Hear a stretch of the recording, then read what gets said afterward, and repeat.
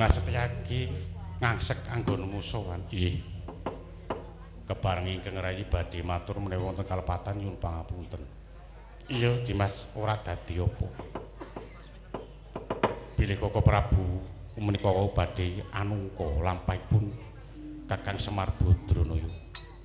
Ingkang dipun dawuh bilih Kakang Semar menika wau telik sandipaya ingkang lembat kalian pusaka dalem Wijaya Kusuma. Iya, Dimas. Nyuwun pangapunten. Senajan to Koko Prabu punika kadang werda nanging wonten mriki menika wau tamu. Dados menawi wonten para damel ingkang jejiban menika Sencaki. Menapa malih menika wau damel ujungipun Koko Prabu ingkang rayi boten lila lega. Malah kebareng Semar Badranaya menika wau badhe kula tututi. Menawi saestu menika titih Kakang Semar ingkang kasunyatanipun badhe kula rebat pusaka dalem Sekar Wijaya Kusuma. Iya to Dimas, yen to kaya mangkono munggari mangsa bodho tututana tindake Koko Prabu iku mau yen to pancen Kakang Semar iku mau pancen telik sandipaya munggari mangsa bodho Purbawasesa tak pasrahke marang Dimas Sencaki. Ih kasinggihan kebareng ingkang rai badhe nyuwun pamit. Ya sing paling ati-ati Dimas Sencaki. Kakang Patih Udawa hayo nuwun. Budalna para wadya bala kabeh. Aja nganti ana urubeda ingkang gawe kapitunaning marang para kawula lan ringking negara. Kawicaksanan tak pasrahke marang Kakang Patih Udawa.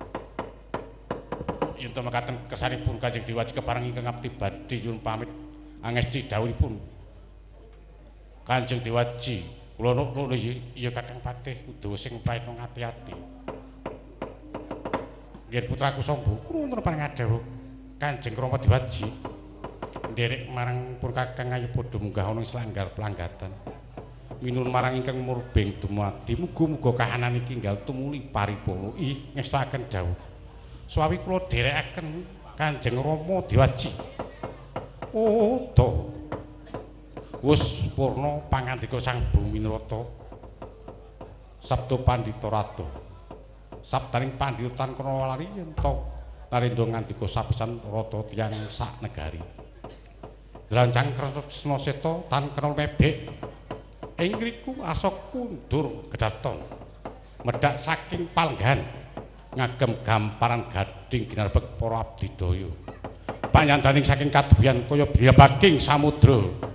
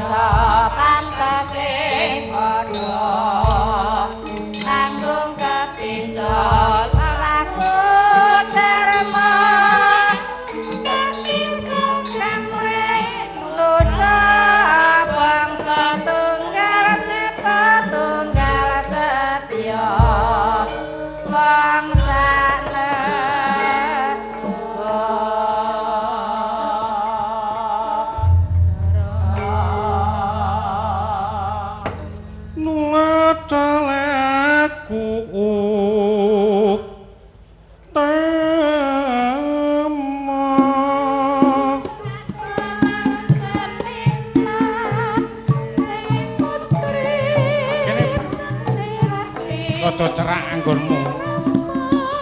Lungguhan karo aku. Iya, Mak.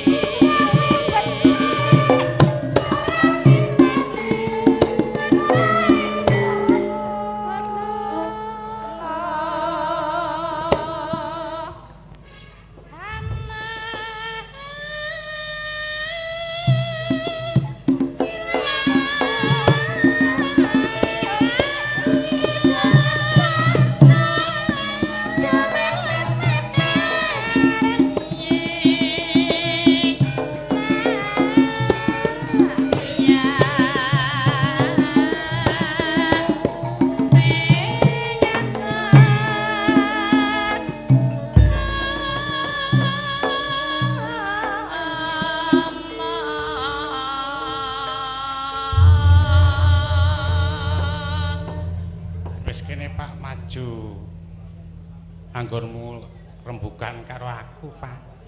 Heeh, Mak. Nganti tak rewangi rekoso-rekoso goleki kowe. Lah ngopo goleki aku bareng?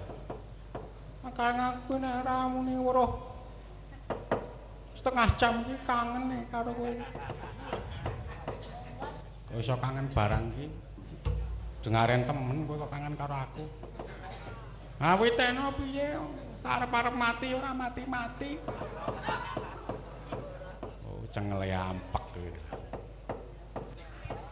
Iki mau apa ta, Mak? Sinompari Jodho. Oh, Sinompari Jodho. Heeh. Ya syukur, Mak. Aku ya melu seneng bengi iki. Padha kumpul. Heeh. Ora ana ilange pancen kudune kaya mengkono. Amarga awake dhewe tekan kene iki kadhawan. Khususé marang warga masyarakat Sugan. Oh, Bini sepuh lan sesepuh kabeh. Bapak Lurah, ak prangkate. Padha riyalatan. Merti desa ya bersih desa. oh ngono, Mak. Heeh, saben padatan pancen kaya mengkono. Ya muga-muga wae ya, Pak. Sakwise paripurna ing bengi iki besok ing desa Sugan kene bisa tata titi tentrem, ora ana sambikala. Kabeh warga masyarakat ingkang padha among tani anggone nandur bisa angger mbaka bisa ngurakapi marang keluarga. Heeh, Mak, aku ya seneng. Wah, aku jan mongkok. Ya sing rawuh nang gubuke awake dhewe sapa? Duta Penglawung Bapak Dukuh Kijo lan pengawale. Aku entak tak diawal barang. Aku mandan pleton iki kae. Pinercaya marang keluarga masyarakat lan pin sepuh kabeh. Ya wis ngono kae le kowe nang kono meneh. Ya kowe sing tak uri-uri gentenan karo sedulur-sedulurmu. Oh, ya syukur, Mak, syukur. Aku ya melu seneng. Lah iya. Pancen kudune kaya mengkono kuwi. Lah sak banjure. Ya sak banjure kene ya. Nyingkat wektu amarga iki pancen mulekase wis bengi. Kebak ing sambut-sambutan ana Bapak wakile Bupati, Bapak Camat. Nggih matur nuwun sanget nyuwun donga pangestu, berkah pangestu. Heeh, yuk. Ya kabeh wae. Klebu pini sepuh lan sesepuh kabeh.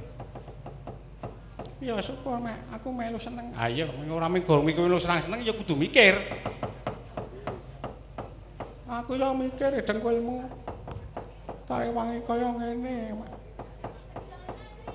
Iwa semono ya, Pak. Sakwise aku nyambut gawe ana kene sadurunge Bapak lan Mas Tono ingkang nyelirani paring panglipur ning warga masyarakat kene mbok menawa ana donga dungkap ana kalputane anggone paring panglipur ning warga masyarakat Sugan kene. Aku dadi batan wakile keluarga besar Bapak Adi Sugito nyuwun pangapunten. Oh ya wis, kuwi apik. Muga-muga ya, Mak. Bapak lan Mas Tono paringan papan ingkang minulya. Heeh. Ya wis ayo enggal tumuli seneng-seneng raketan misak cengklingan. Oh iya, Mak. Dibantu karo Waranggana. Ana pira, Mak? Ana 7. Sing 4 minggat kabeh. Oh.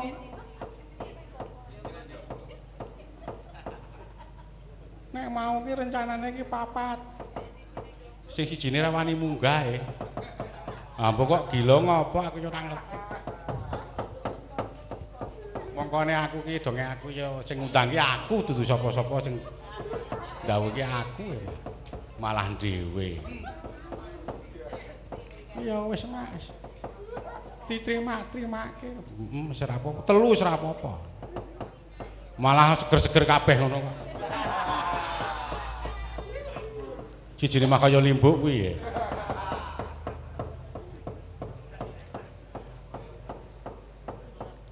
Ayo dikenalke saka kene dhewe. Kuwi Mbak Mike cekel dhewe-dhewe ngenalke nek kira-kira Mike kurang nyekel miku ya ora apa-apa.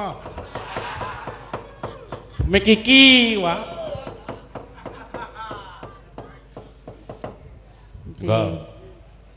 Nggih, wilujeng dalu Mbak Cangi. Nggih.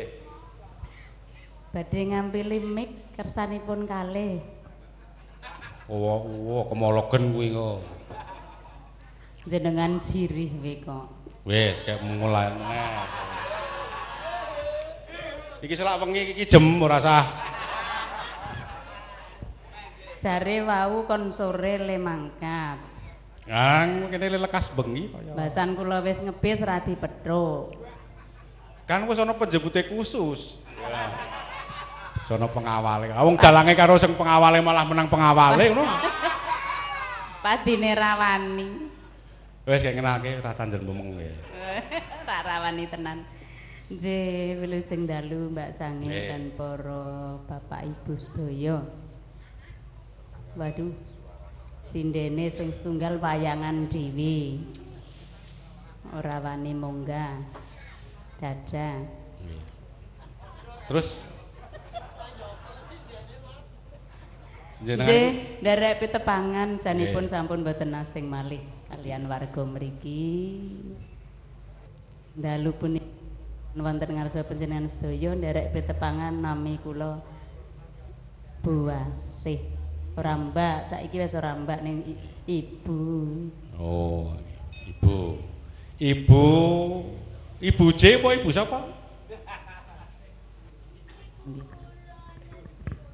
Mike iki ra iso dienggo diampili nggone jenengan kuwi wae. Nyok. Mah rano buntute. Nggih, kula mapan wonten wilayah. Wong nginceng Ayo, kok Joko. miketek kurang. Wis, jare kon nyingkat wektu, saiki grundelan. Barang mik tak mane-mane. Ora ana kaya miku wong miku helman kok. Dasare rawani. Wis sijine, mboko. Mbak. Nggih. Ngeten kemawon Nggih, nggih, Mbak. nggih, nggih, sami-sami, Oh, nggih. Mbak Cangi karo Nggih. Bapak Cangi. Monggo. Matur nuwun. Nggih.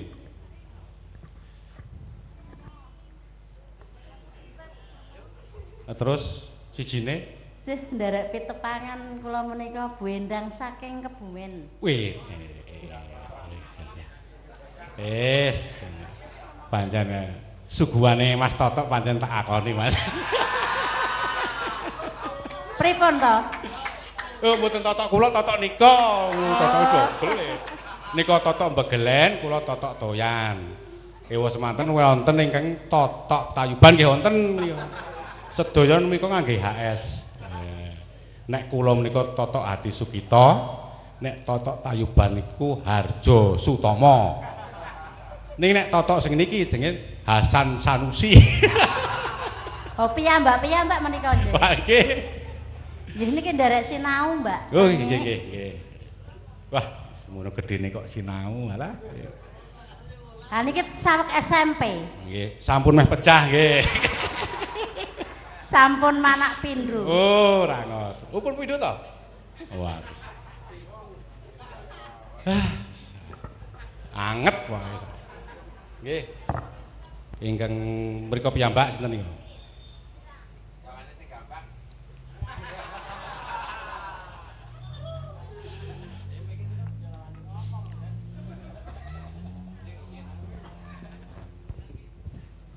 Nami kula Mbak Menuk Mas Cangi saking Purworejo Oh, nggih. sampun.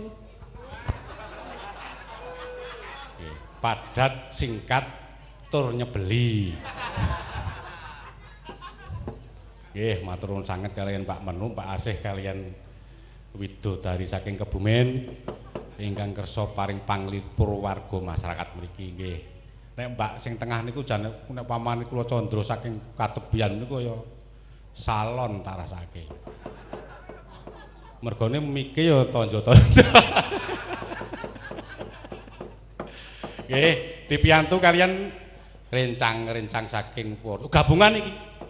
Gabungan. Oh iki gabungan, Mak. Gabungan. Oplosan.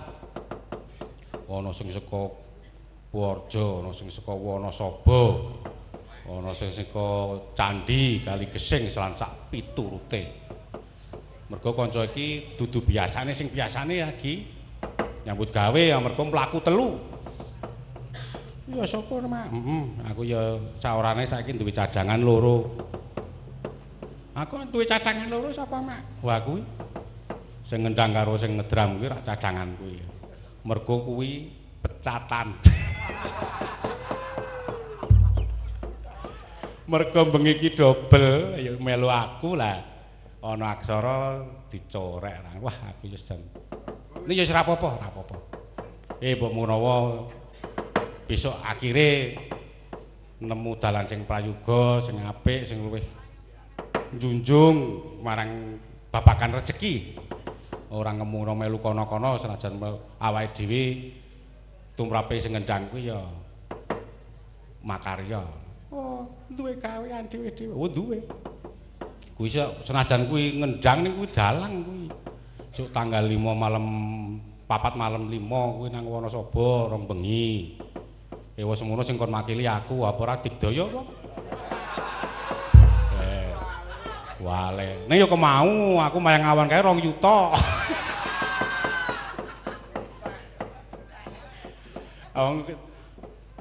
Makili aku ya wis uja pangestu wae aku li aku.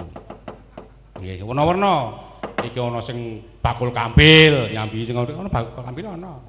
Ana sing buka warung klontong ana, bakul bensin ana, sing pegawe BRI ana. Lho. Ana sing pegawene bang ana, Pegawene ana. Iwa semono copete ya ana. Wah, komplit. Komplit.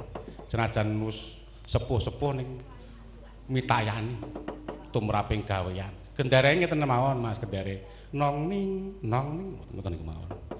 Mboten sah mriko-mriko. Pun ngoten niku mawon nek kula cekap. Wong niku panen kula pun titingan pisanan niku mangke sak pengkere mboten manggendari mboten napa-napa. Sing penting bukaane pisanan niku.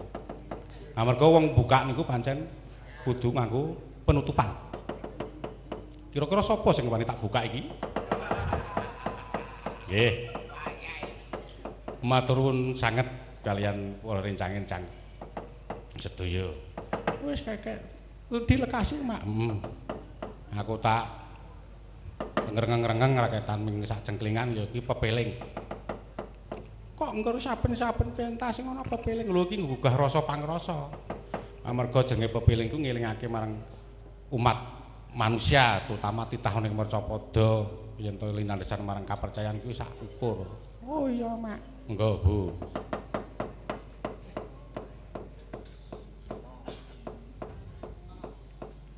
Ya kowe mau sago kok. Malah kon mendoni meneh. Sayah aku mendoni ya. Lah sampean niku le ndawuhi karo klesik-klesik lah dadi aku ya ora arep wungu ya. Ning intine ngono lho, ngono nyatu ngono kok tetep intine niku jenengan wae ameng klesik-klesik dadi kula ya ora mireng, ora. Kok cara-caraku nek seru-seru dinjen wong kowe akal-akalmu. Sampean ki kok le ketoke kaya ya kendele lho. Wis to engko malah tak bingkem kowe engko malah. Niku wae kula sruwing-sruwing le mireng jare deke sapa sik sing tak buka ngoten niku ta. Rene are mangpani sampean. Alah wis ora abrakamu elek kok wis.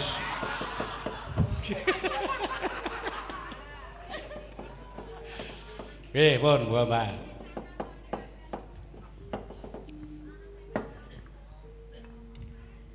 Rukun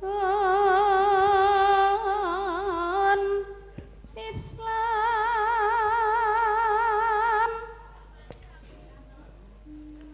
kang lima puniki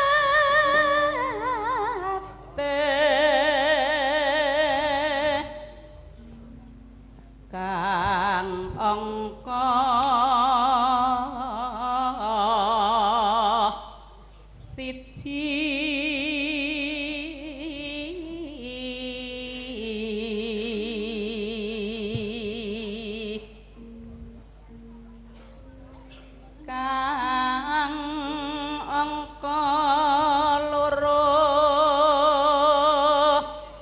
solat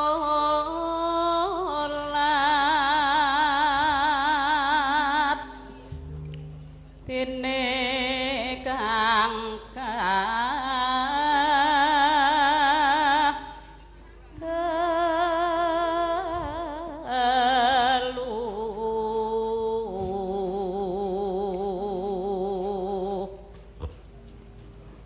Ramadan nindakake poso apat zakat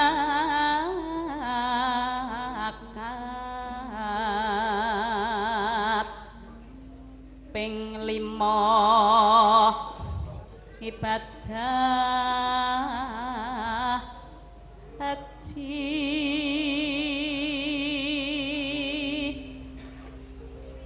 rukun Islam sampurna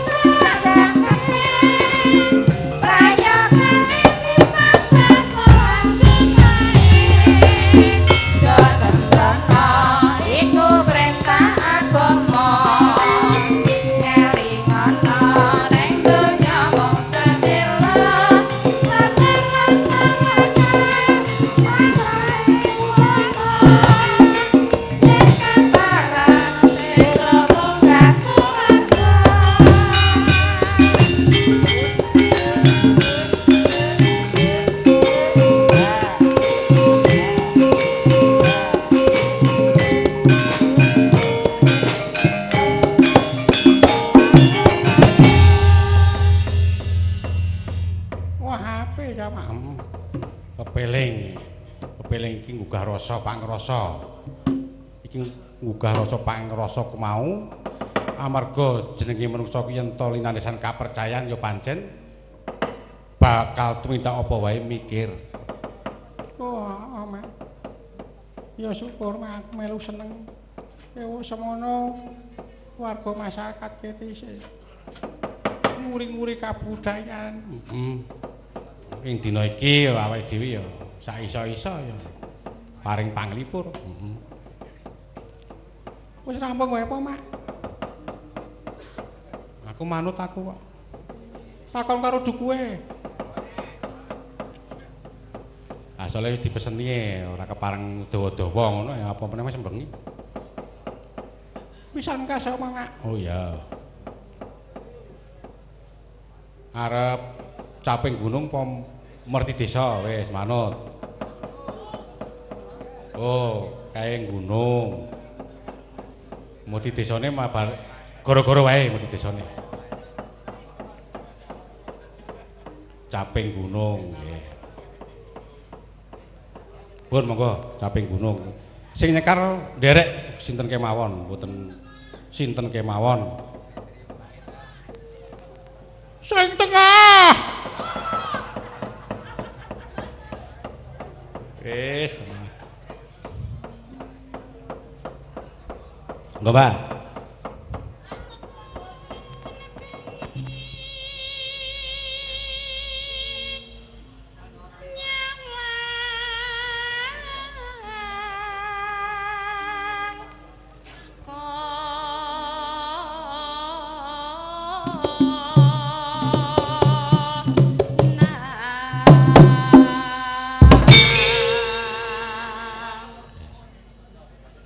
Sing nembang lemu ya sing ngedram ya seru. Mbayangake, ha? Oh.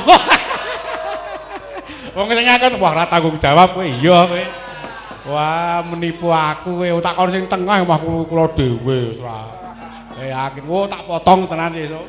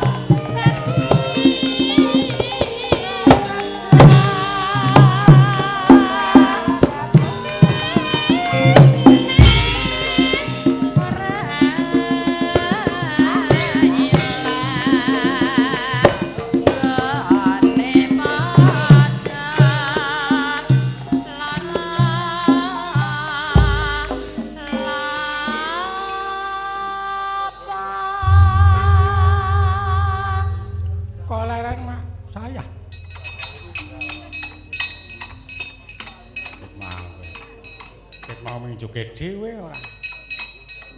Kang aku ya joget encok kuku mate soal. Wis sowan apa, Mak? Ya ayo sowan. Enggal tumuli makarya meneh gaweane dirampungi tak didukani. Oh iya, Mak. Kuku sing duka kumul. Ngening tias sangabeki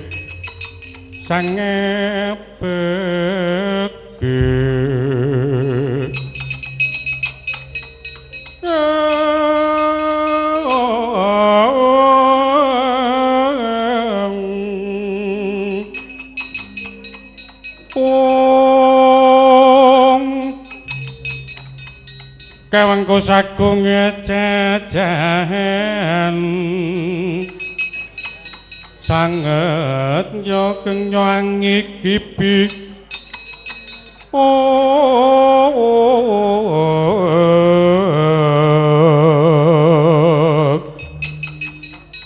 sang Resi Kaneka putra hanjok saking wiyadi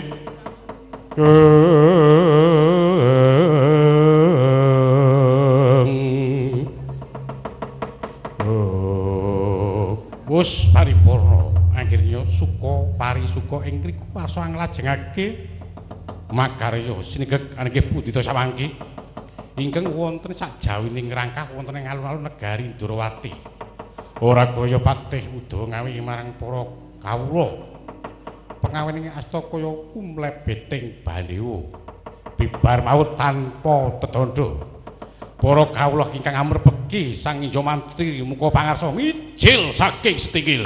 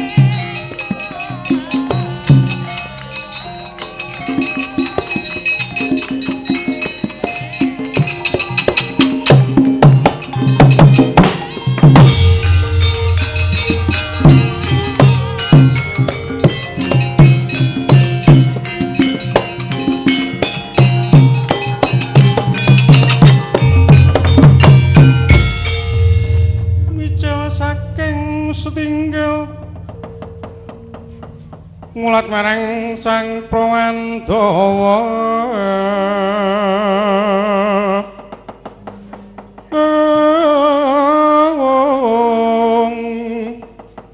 cecil mosura sumaping paperisan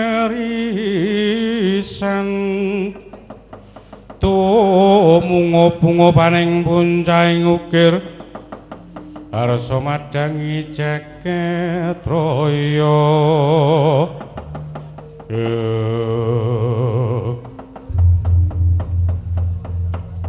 Kakang Patih Udu kula wonten paring dawuh Yayi apa wis tok budhalake kabeh para wadya bolo ih sedaya sampun kula bidhalaken tentu kemawon mboten badhe ngujewani menawi sak wanci-wanci wenten para damel. Ya Kakang Patih Udu. Lajeng kersanipun kados pundi Yai? Aku bakal nuti marang Koko Prabu Baladewa iku mau. Nuti marang Semar Badranaya. Amarga ing kono Koko Prabu Bathara Kresna darbe Panyakrabawa. Amarga saka sanjata ing Dwarawati Sendacakra ingkang nututi hanungka marang lakune Kakang Semar Badranaya. Yen to pancen iki mau Kakang Semar Badranaya syukur binagi sewu. Aku lega lila lan anglenggana. Nanging yen to pancen ketemu kosok baline. Semar iku mau Semar Pindawani. Rawi-rawi lantas malang-malang putung. Bakal tak rebut kembang Wijaya Kusuma. Yen to mekaten kersanipun Raden kula sumanggaken pun. Aku njaluk pamit ingkang atos-atos Yayi.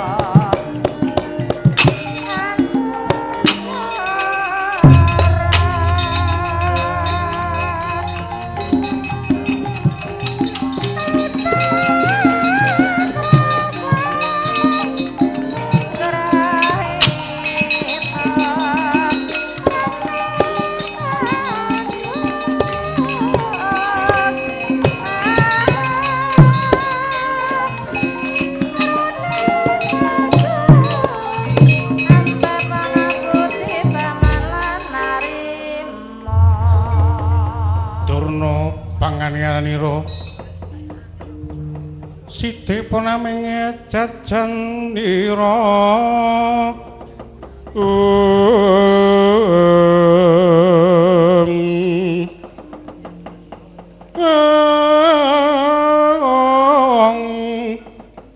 linenggak tusta jumena kapisanan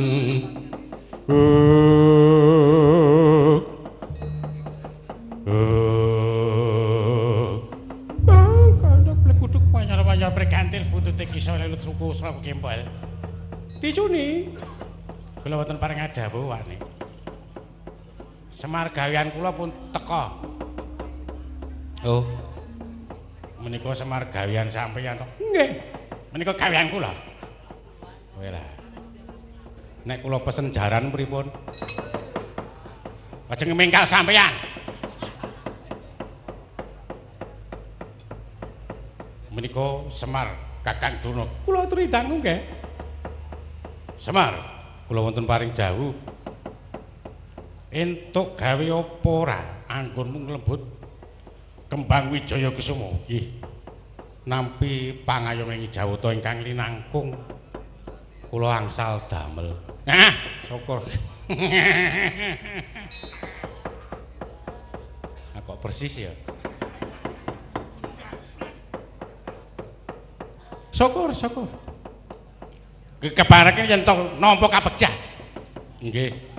Ning elok ing kawontenan kula menika wau anggenipun sowan Sinuwun Prabu Bathara Kresna menika mboten nuweni kalian pusaka dalem kaca paesan. Wah. Kowe ora ngerti kowe sajane. Sadurunge kowe mlebu ana ing setinggil. Aku nang kene matek aji luh 1000.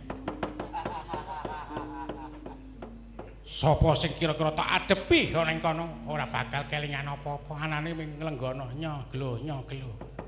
Ngono kuwi. Wayang pirang-pirang ki aji-aji lho 1000 iki. Aji-aji lho 1000 nggih. Ah mergo teng ngriku adol welas. Sampeyan niku nek aja nang ketika ming waton ketoke pendhita. Tangga kula wonten paring dawuh wis kek Badara. Kepara malah kembang kek tak tampanani. Oh nggih. Menawi mekaten monggo kula aturi nampi Kembang Wijaya Kusuma anengkih Putri Sawanggi ingkang nungka marang Semar pindha warni merpegi marang Semariwa semanten. Kataman Sanjata Cakra Badar Togog Catuhkara.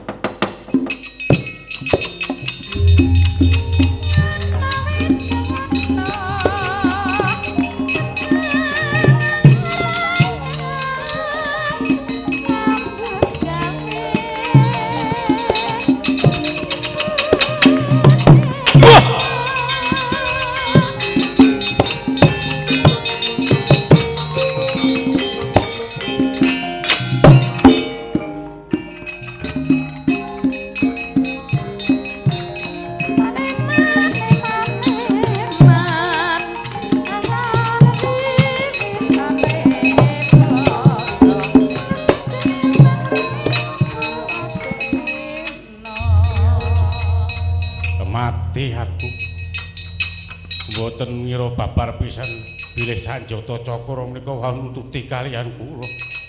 Aja semulang Togog, aja semulang. Senajan to sedina mati ping 7 yen kowe nyekel Kembang Wijaya Kusuma ora bakal mati. Kena lara lukuting pati. Kang. Kowe mau leh gawe apa ora? Entuk. Ya syukur, ya syukur. Ini ya kemau ning babakan kuwi iki ya sing ati-ati. Amarga kabeh wong kuwi ngunduh wong ing pangarti sapa ingkang trajang sarak nyingkiri bebener bakal cilaka. Ning mau sadurunge aku malik Semar ana perjanjian iki mau. Janjian apa? Arep gawe amplop karo aku. Sinuwun. Piye, Kok? Gandeng kula pun nantuk gawe. Kula ajeng nagih janji sampeyan.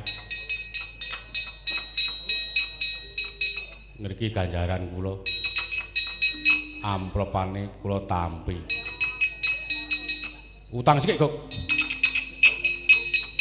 Wong diutang. Nggo kula aturi nampi. Iya. Tak kapanane.